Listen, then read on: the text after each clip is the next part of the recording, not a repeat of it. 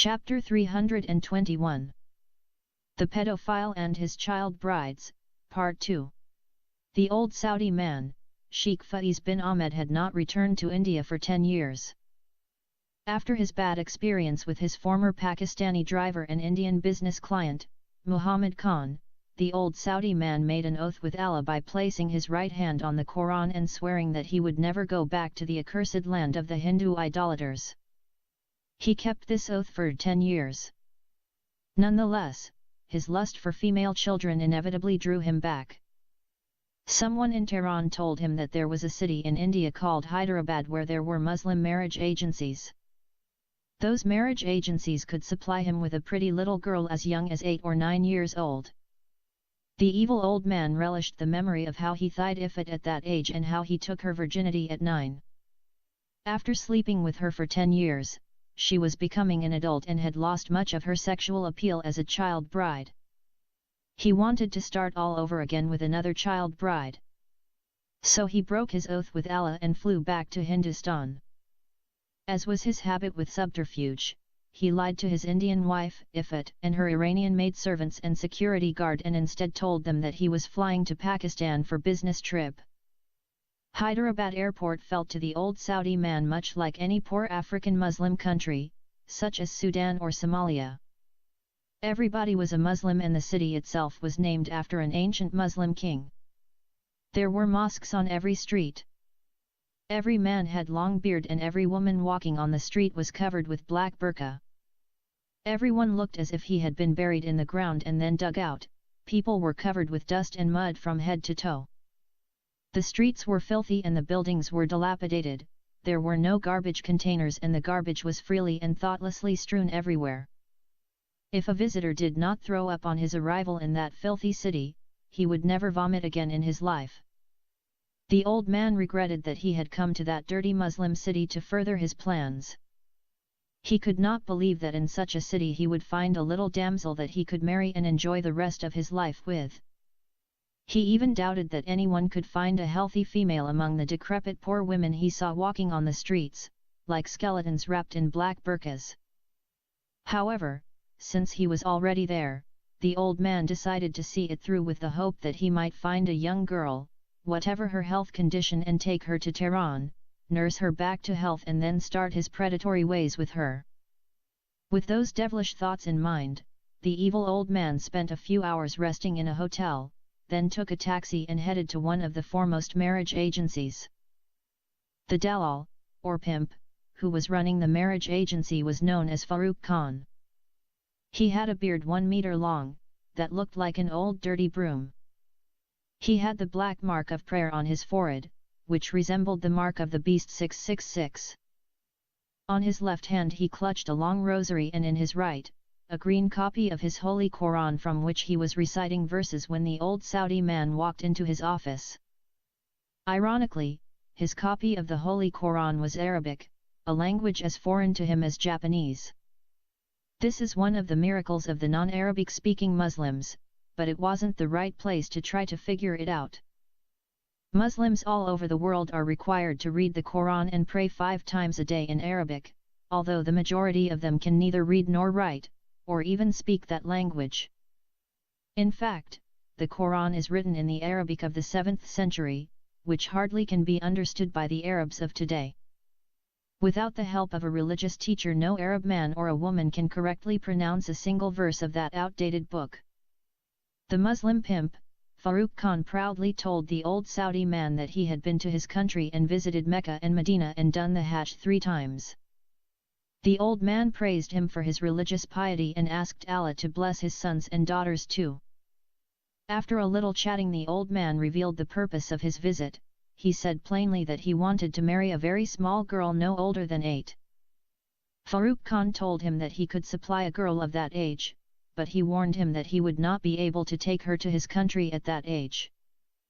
He said further that while he could forge a birth certificate and get a passport issued to her as a 17-year-old maidservant, the Indian airport police would probably see right through it. A young child at that age would look small and childlike, befitting her age. For that reason, Farooq Khan advised the old man to go for a small girl who already had her first period, but was still a virgin, but the old man said he would not accept a girl who had already started to menstruate. As an excuse, he said he would not trust such a girl, adding that anyone could have claimed her virginity before him without his knowledge. Eager to retain his obviously wealthy client, Farooq Khan suggested that the old man go for a 13-year-old girl who had not yet had her first period. The old man strongly rejected that suggestion and said that a 13-year-old girl would be too old for him. After 2 hours of intense discussion and bantering, the two wicked men settled for an 11-year-old girl. When that critical issue of age was finally decided, it took another hour of haggling to decide a price they could both agree upon. All the nitty-gritty concluded, Farooq Khan took the old man to a room where he could pick up his choice. That Muslim marriage agency had many rooms, each room designed for a specific age group. In one particular room, the old man found 15 Indian Muslim girls aged 11. Those 15 little girls looked like Barbie dolls dressed in burqas, but for the sake of the business, they had their faces uncovered. By the way, in some Muslim countries, Barbie dolls must by law have hijabs or niqabs. The pro-Sharia American Muslims are trying to push for the same. The old man demanded that all the 11-year-old girls should be stripped of their burqas so that he could make good his choice, and Farooq Khan ordered all the little girls to come out of their Islamic cocoons so that his rich Arab customer could make his selection. The small girls removed their black burqas and stood like dolls in their Indian salwar kameez. The old man demanded further that he wanted each girl to remove her salwar kameez and remain in her bra and underwear only. Farooq Khan rejected that demand because it was haram in Islam for the man to see the body of a girl who wasn't his wife yet. Even so, when the old man insisted and threatened to cancel the deal and withdraw his money, the pimp agreed to the haram situation for the sake of money. Some of the little girls said they would not strip in front of each other. They said they would do so one at a time and behind the modesty afforded by a curtain. The Dalal and the old man agreed to accommodate that moral demand. The old Saudi man was asked to sit inside a small room much like a fitting room in a clothing store. The 15 small girls were ordered by the wicked Dalal to enter that fitting room one after another and strip off her salwar kameez in front of the old geezer, then put her clothes back and then come out. Each girl was given a number, starting from girl number 1 to girl number 15. The old man was told by Farooq Khan to write down the number of the girl that won his heart. The old man touched the body of each girl as if he was buying a lamb. His hands wandered between their breasts and bums and did not spare the face and lips too. He managed to kiss and hug some of them, but some resisted and refused to allow him to do haram and fahisha with them before marriage. The wicked old man claimed to have made wrong choices 3 times. So, each girl was forced to enter behind the curtain and strip off before him 3 times. Finally, the girl number 13 was chosen to be the wife of the wealthy Saudi man. Her name was Amina Hyder Ali. As soon as he chose her, the old man took hold of her hand and began to walk her with him out of the fitting room, heading toward the door as if he bought a jariya from the slave market at the time of the Prophet Muhammad. Farooq Khan stopped him and said to him he would not allow him to take her to his hotel unless the nikah or marriage contract was performed. He said further that he could not allow him to commit haram acts with the girl without marrying her. The old man said he had already paid her price. The Dalal said to him he was running a marriage agency and not a slave trade. Unwillingly, the old man agreed to perform the nikah contract. Then, the Dalal sent one of his boys to the lucky chosen girl's parents to carry the good news to them and bring the father of the girl to sign the nikah contract of his daughter with her soon-to-be wealthy Saudi bridegroom. In less than half an hour a man who looked like he had not eaten for many days came with the messenger of the good news. Shortly, after him the mazun of a nearby mosque was phoned and called in. The mazun came with 2 male witnesses and with the blessings of the father, the marriage contract between Sheikh Faiz bin Ahmed and Amina Hyder Ali was conducted according the sunnah of Allah and his messenger. Then, and only then, was the old man allowed to take his bride to his hotel. Before the newly wedded couple left the premises of that renowned Muslim marriage agency, the proprietor Farooq Khan took the bridegroom aside and gave him a piece of advice. He told him not to consummate his nikah with the girl until they had safely reached his country. The word nikah in Sharia has various meanings. The most widely used mean legal fornication with any number of female slaves, lawful adultery with 2, 3, or 4 women at the same time, legalized rape with female children, and of course conventional marriage with one woman. However, the old man thought that Farooq Khan wanted to trick him. He rejected the advice and determined in his heart to consummate his marriage with his child bride on the very same day he married her. He knew that Amina had already crossed the lawful prescribed age of 9 years for nikah. When they reached the hotel, the old man raped the little girl until she began to cry loudly. Since everyone in the hotel was a Muslim and the hotel management had seen the marriage contract between the Muslim Arab man and the Muslim Indian girl, no one intervened or tried to save the girl from her rapist. From that day, the old man raped the 11-year-old girl and continued to rape her day and night until the marriage agency arranged her passport. The old man already had a maidservant visa with him, so 1 week from the day he came to the city he took his new child bride to Hyderabad airport and headed to Tehran via Mumbai. Before she got married to the 80-year-old Saudi man, Amina was virgin and had not yet had her menses. She was simply not ready in the slightest for sex. When the old man raped her on the day she was sold in marriage to him, she felt as if he was digging a hole inside her vagina.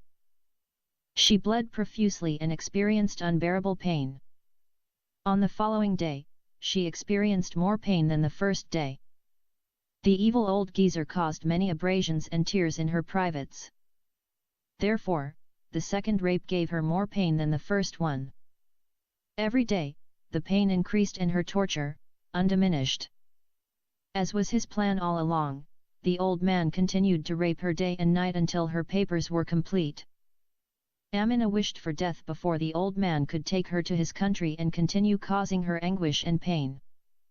When her parents came to say goodbye to her at the airport, she begged them to take her away from the old man. Her father shouted at her and told her that he would cut her throat if she said that again. Moreover, he told her not to tell anyone that the old man was her husband or try to run away from him. If anyone asked her, she should say he was her employer and she was his maidservant. Out of the fear of her father, the little girl agreed to go with the old man to the airplane. Inside the plane, Amina felt as if she was sitting beside a ravenous wolf. His old face and long beard reminded her of the story of the Beauty and the Beast that her schoolteacher narrated it to her. She was shaking and trembling in fear from the Hyderabad airport until their plane landed at Santa Cruz Domestic Airport at Mumbai. They were transferred by bus from the domestic airport to the Sahara International Airport, and when they reached the departure hall, Amina knew that she was far enough from her father. She began to cry and resist when the old man tried to pull her with him and walk her to the plane. This drew the curiosity of the other passengers and some airport officials. One woman interfered and asked Amina in Hindi why she was crying. The old man shouted at the woman, who began to talk to his wife. He talked to her in Arabic and ordered her not to talk to his kadamiya. One Indian man understood the meaning of the word kadamiya and told the Indian woman that the little girl was a Muslim maidservant to the Arab old man. However, Amina spoke to the woman and told her why she was crying. She exposed the old man and said openly that she wasn't his kadamiya, but his wife. The people who heard her words were shocked when they learned that the 80-year Arab man was her husband. Someone called the airport police immediately and the matter became an official complaint. When the police arrived at the scene, the old Saudi man was placed under arrest. He was handcuffed, slapped, and kicked by a police officer in front of everyone. Some Indian women spat on the face of the old man and some men called him Teri Ma Ki Chut, Teri Bahan Ki Chut. Some people pushed him and some pinched him. Some very angry passengers even tried to kill him. The crowd would have killed the old man if not for the 6 tough police officers that surrounded him. After that, the old man was dragged out of the airport and thrown into a police truck. The little girl Amina was taken in a different police car and sent to the hospital for a rape test.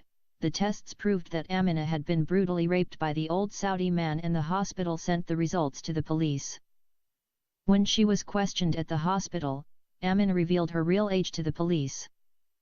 The city of Mumbai was turned upside down when the midday newspapers published the news. The headlines read, 80-year-old Saudi man weds 11-year-old Hyderabad Muslim girl. Citizens of Mumbai demonstrated in thousands, went to the police headquarters and demanded that the old Saudi man be hanged to death. The main leaders of Shiv Sena stood behind the wave of popular support and mirrored the call for capital punishment. There were a few Muslim organized marches and protests, which called for the immediate release of the Muslim old man and his Muslim wife. Their religious leaders said that the marriage of the Saudi Muslim man and the Indian Muslim girl was valid according to their holy Quran and the Sunnah of their Prophet. They quoted the Quran Surah 64, verse 5 and referred to the marriage of their Prophet Muhammad with his 6-year-old Aisha. They considered the example of the 6-year-old Aisha and the 54-year-old Prophet Muhammad is sufficient proof to clear the Saudi man from kidnap and rape crime. Nevertheless, the Mumbai police contacted the police of Hyderabad, who then ordered the immediate arrest of Amina's father and Farooq Khan, the Mazun, and the 3 male witnesses who signed the unlawful marriage contract. According to Indian marriage law, a girl is not allowed to get married until she reaches 18 and the boy 21. The only exception to the rule allows a 17-year-old girl to wed with parental consent.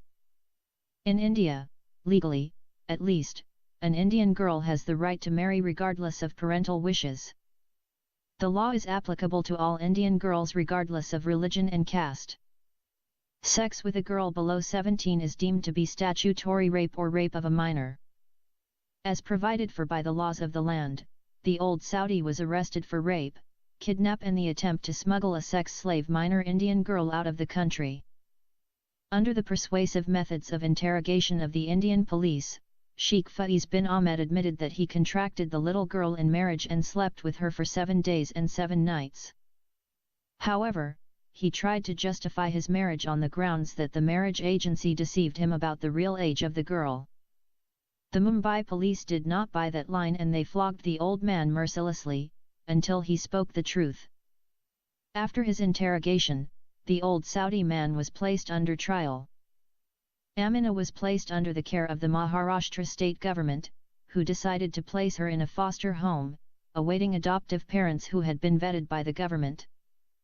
Given the publicity generated by her case, the government had to process, in 1 month alone, 500,000 applications from wealthy people all over the country who wanted to adopt Amina Hyder Ali.